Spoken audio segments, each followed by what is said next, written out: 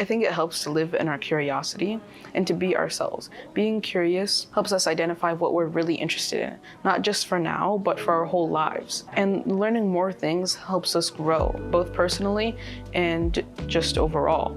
Being here has given us the freedom to make personal growth a higher priority in our lives. Anytime I would just randomly get curious in one thing, it would just constantly spiral into a bigger, I would say rabbit hole, but it would be more like a rabbit chasm, if that makes sense. Like I would just randomly get interested in this, or I would be interested in this idea of like a made up animal, and then I make this whole environment. Or I would get interested in robotics, and then now I have this whole plan for in 2 years to try out for a NASA internship and be in part of these clubs. The moment I showed curiosity in this, it was just like, I just got sucked in, and I'm really happy with where I am.